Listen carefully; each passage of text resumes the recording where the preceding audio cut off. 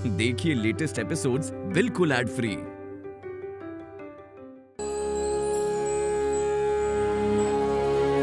प्रभु योग निद्रा में है। उनके निद्रा में व्यवधान ना डालकर ही मैं देवताओं को एक आश्रय दान कर पाई हूँ। नहीं जानती प्रभु इससे मुझ पर कुपित होंगे या नहीं। मुझे क्षमा कीजिए प्रभु, मैंने केवल अपने धर्म की रक्षा की है।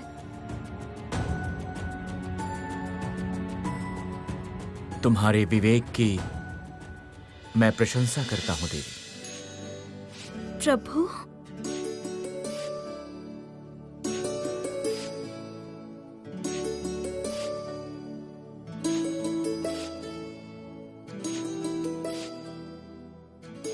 मेरे आदेश का अपमान ना करके भी तुमने देवताओं की सहायता की है। मैं इससे कुपित भला क्यों होऊंगा? तुम भयभीत क्यों हो रही हो देवी? प्रभु, मैं कैसे हर बार भूल जाती हूँ कि आप अंतर्यामी हैं। आप परम करुणामय,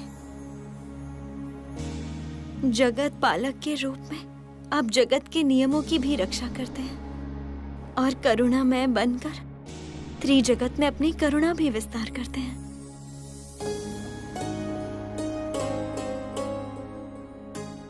मेरी अर्धांगिनी होने के नाते तुम्हें भी करुणा और विचार शक्ति का संतुलन स्थिर रखना होगा देवी।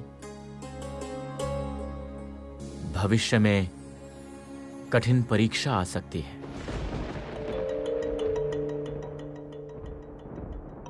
किसकी परीक्षा प्रभु? मेरी?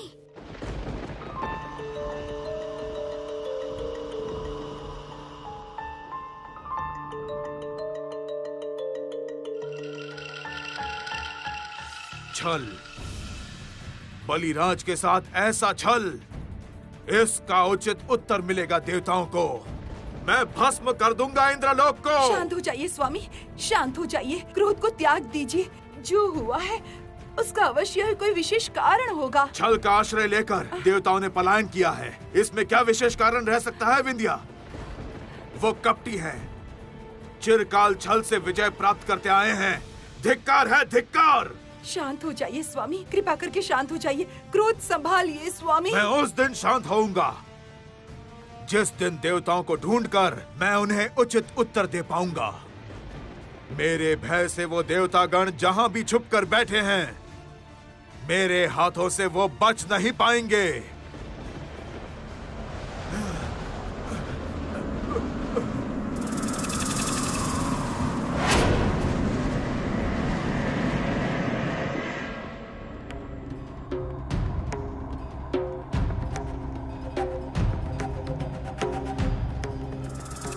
देवी अलक्ष्मी का अभिवादन स्वीकार कीजिए असुरराज।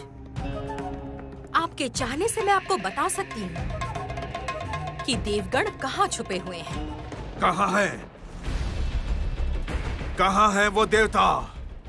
मैं इसी क्षण उन्हें बंदी बनाकर कारागार में डालना चाहता हूँ। ये कार्य इतना सहज नहीं है असुरराज, क्योंकि देवताओं ने मानस सरोवर के किनारे आश्रय लिया है और वहां पर कोई असुर नहीं जा सकता। और ये सभी कुछ हो रहा है श्री लक्ष्मी की चतुराई से। उसी ने होलिका का दहन किया है और उसी श्री लक्ष्मी ने देवताओं के पलायन करने में सहायता की है। श्री लक्ष्मी, श्री लक्ष्मी, श्री लक्ष्मी। मेरे साथ शत्रुता का घोर मूल्य चुकाना होगा श्री लक्ष्मी को। मैं भी देखता हूँ उनकी कितनी शक्ति है। ये करना उतना सहज नहीं है असुरराज। वैसे भी मेरी सहायता के बिना आप श्री लक्ष्मी तक नहीं पहुँच सकते। आप चाहें तो मैं आपकी सहायता करने को प्रस्तुत। नहीं, किसी भी देवी की सहायता की आवश्यकता नहीं है बलिराज को। मैं अकेला ही पर्याप्त हूं। सोच लीजिए असुरराज, आप मेरी सहायता से देवताओं को पाताल में बंदी करके त्रिलोक पर राज कर सकते हैं। जो देवी अपने कुल का सर्वनाश चाहती हो, उस पर मैं विश्वास नहीं कर सकता। चली जाओ मेरे राज्य से, इसी क्षण चली जाओ।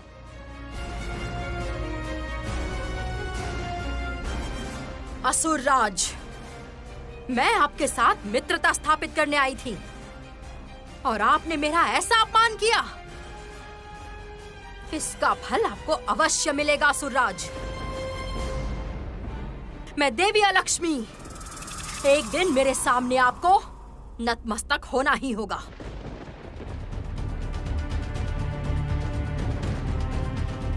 इस बात का स्मरण रखना।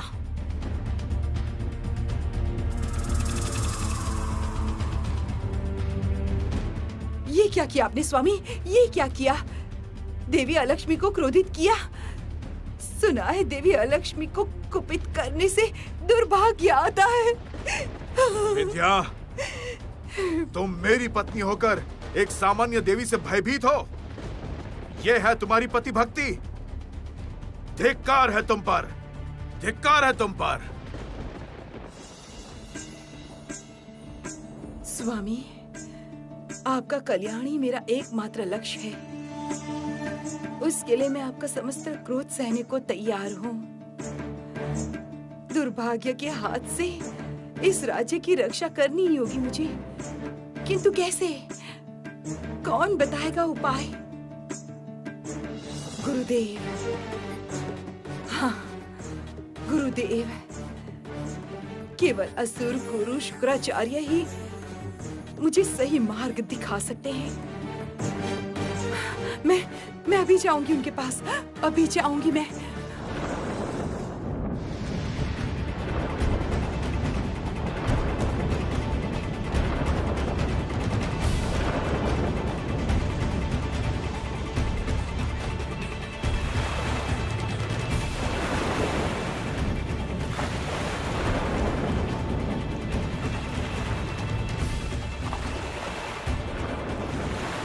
प्रभु,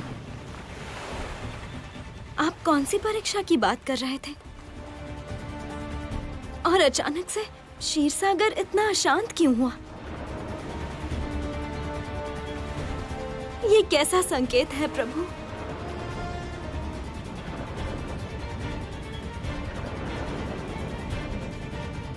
विचलित मत होइए देवी।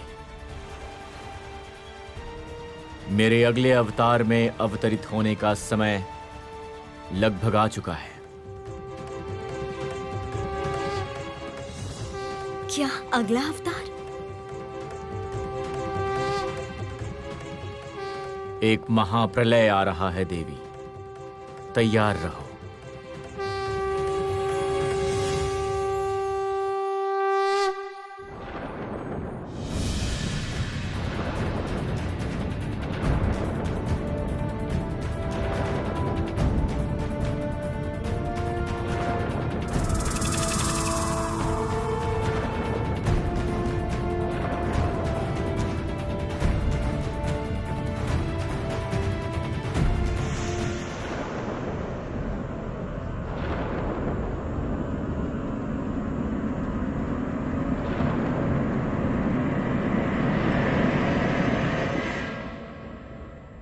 प्रभु, क्या अवतार रूप धारण करने का अर्थ हमारा विच्छेद है? कैसा प्रलय आ रहा है?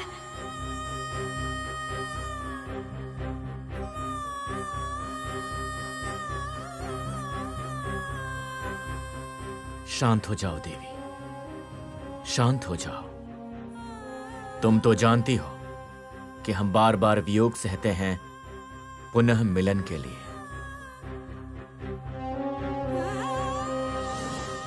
अभी से इतनी व्याकुल मत हो जाओ देवी।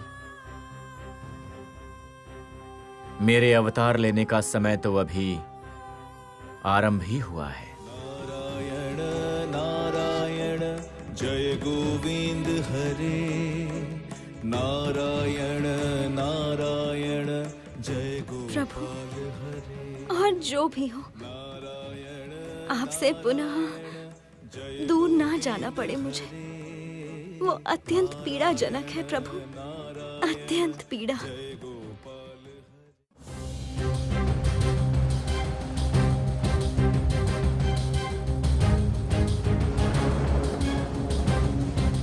प्रणाम गुरुदेव।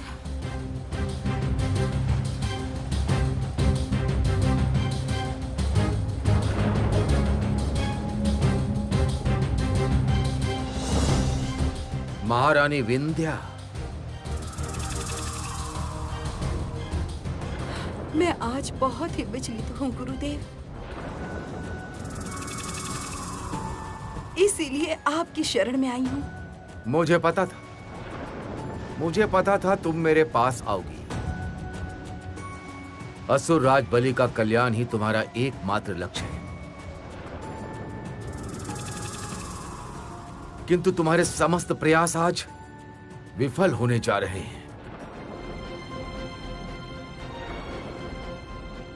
बलि का अहंकार ही बलि के विनाश का कारण बनेगा।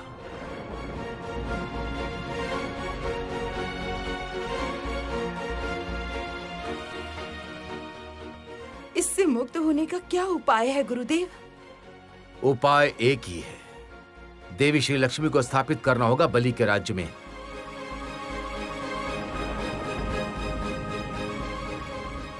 लक्ष्मी के प्रभाव से घोर दुर्भाग्य आ रहा है असुर कुल पर,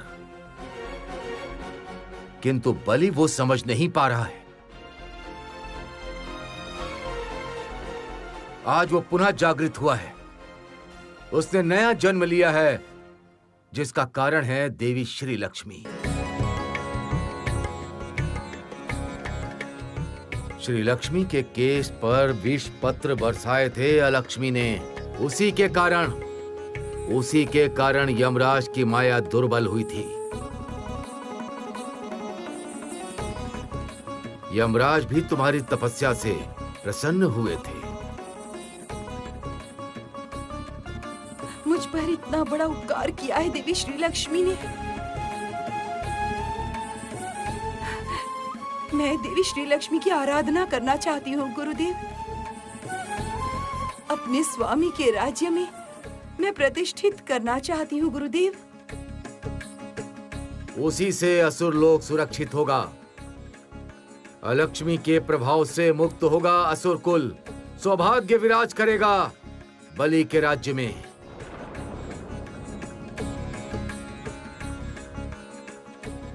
गुरुदेव, आप बस मुझे बताइए, मुझे कहाँ मिलेगी उस देवी की मूर्ति?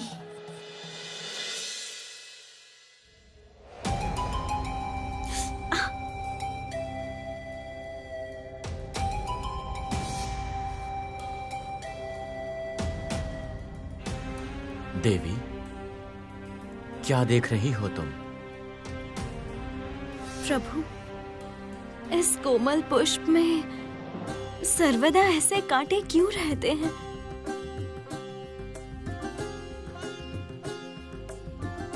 ये तो प्रकृति का नियम है देवी।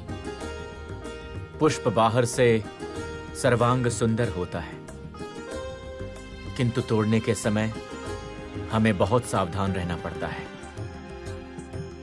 वरना कांटा चुभने का भय बना रहता है। ये नियम सर्वत्र है देवी। केवल बाहर का रूप देखकर विचार करना उचित नहीं है, हृदय भी देखना पड़ता है।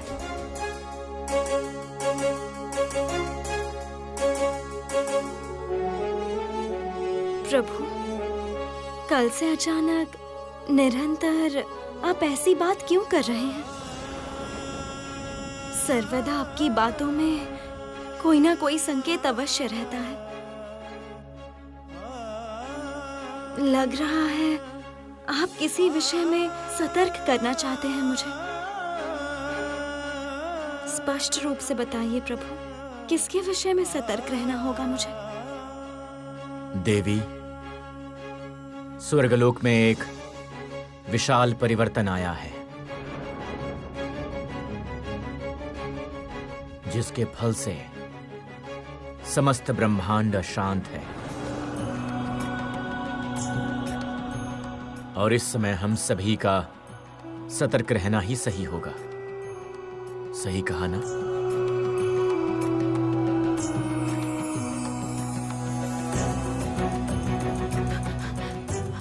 प्रणाम महारानी। आपके आदेश अनुसार हमने संपूर्ण त्रिलोक में लक्ष्मी मूर्ति को ढूंढा। पता चला है यक्षलोक के शिल्पी लोग ही इस मूर्ति का निर्माण करते हैं।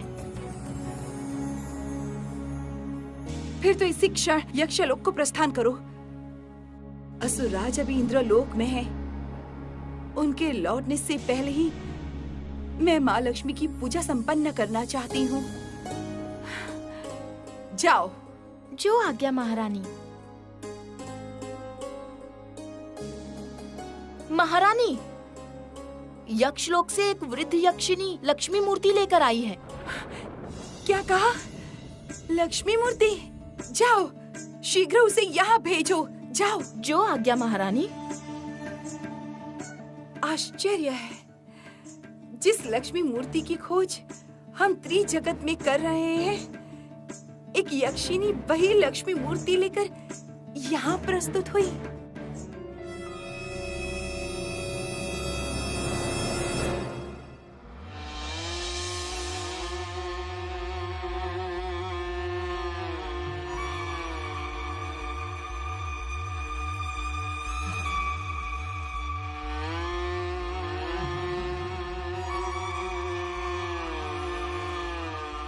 महारानी विंध्या की जय हो।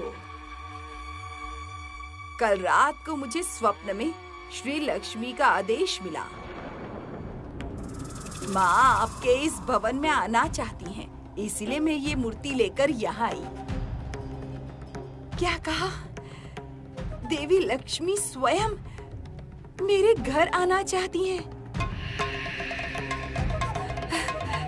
दो यक्षिनी, तुम्हारी बनाई देवी लक्ष्मी की मूर्ति मुझे दे दो। मैं उन्हें अपने भवन में स्थापित करना चाहती हूँ, आज ही। दो।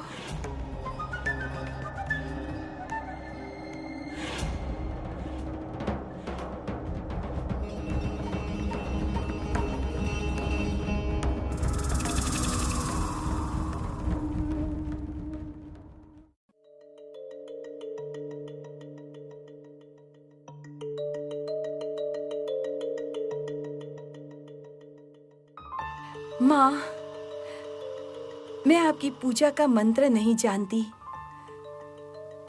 आपकी पूजा की विधि भी मुझे नहीं मालूम। सुना है आपके लिए भक्ति भावना ही पर्याप्त है। मैं चाहती हूँ इस मूर्ति में आपका वास हो।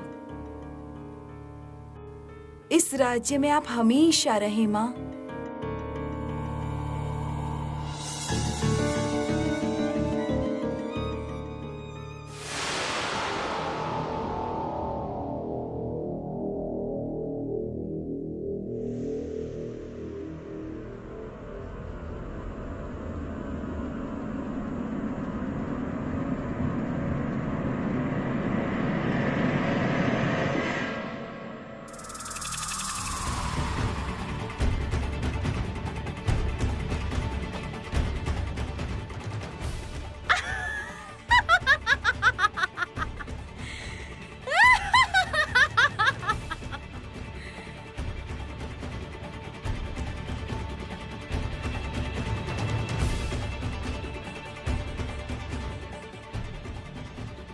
तथास्तु महारानी विंध्या, मैं इस बलि के राज्य में सदा विराजमान रहूंगी।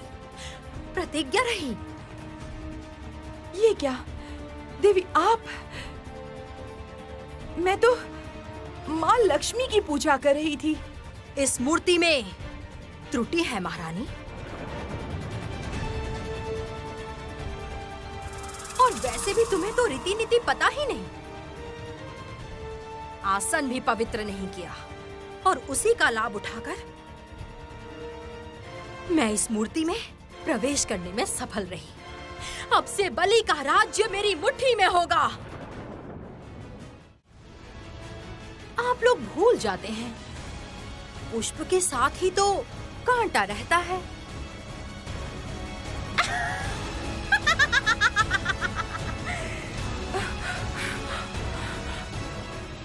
माँ, माँ, ये क्या किया माँ?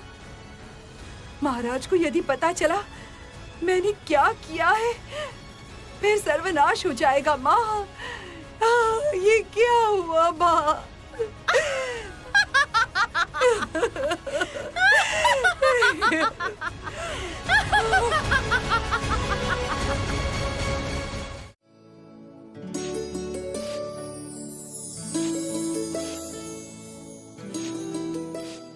माँ, कहाँ हैं आप?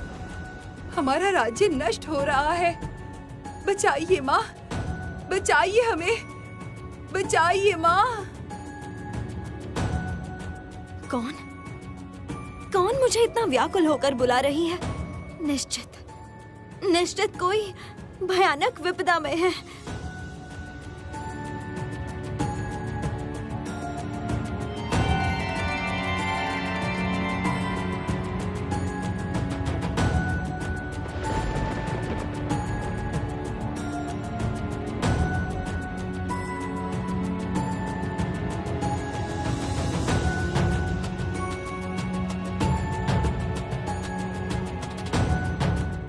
प्रभु, आप? देवी, महासुर बलि ने इंद्र सभा में प्रवेश किया है। मुझे आशंका है कि देवताओं की दुर्दशा और भी बढ़ने जा रही है। प्रभु, क्या हम देवताओं के लिए कुछ भी नहीं करेंगे? करेंगे, लेकिन अभी नहीं। तुम ही तो उनकी सहायता करोगी लक्ष्मी, किंतु उचित समय पर, अन्यथा तुम्हारा प्रयास विफल हो जाएगा।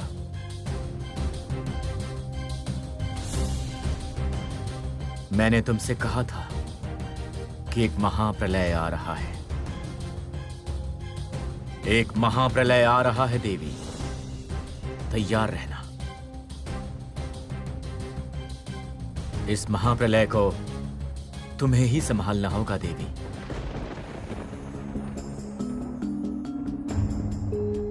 किंतु इसे लेकर अभी से चिंतित मत रहो देवी। मैंने वैकुंठ में तुम्हारी सुरक्षा की व्यवस्था कर दी है, और जब तक उचित समय नहीं आ जाता तुम्हें यहीं पर विराज करना होगा।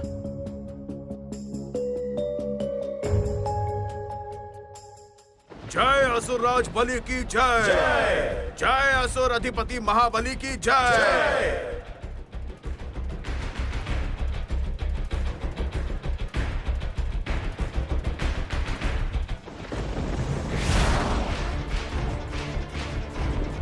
जय असुरराज बलि की जय। जय असुर अधिपति महाबली की जय। आप कितने समय गुप्त स्थान पर छुपे रहेंगे देवगण? कितने समय कायरों की भांति स्वयं को छुपा कर रखेंगे? मैं देवताओं के विनाश का पताका हाथ में लेकर प्रचंड कोहराम मचाते हुए उन्हें हर दिशा में ढूंढूंगा। बाध्य करूंगा उन्हें स्वयं को उजागर करने पर। जय महासुर बलि की जय। जय असुर अधिपति बलि की। असुरगण, असुरगण चारों तरफ मृत्यु के दूत बनकर फैल जाओ। ऋषिगण, यक्षगण, गंधर्व गणों पर निषेधाज्ञा जारी करो। आज से कोई भी देवताओं की पूजा अर्चना ना करे। नष्ट करो उनके हवन स्थल। ऐसी हवन पूजन से देवगण अपनी शक्ति की वृद्धि करते हैं। हवन बंद होने पर वे स्वयं को उजागर करने पर बाध्य होंगे। जय महाराज बलि की जय। जय असुर अधिपति महाबली की जय। जय महाराज बलि की जय। जय असुर अधिपति महाबली की जय। जय महाराज बलि की जय। विजयी हो असुरगण। असुर कुल समृद्ध हो।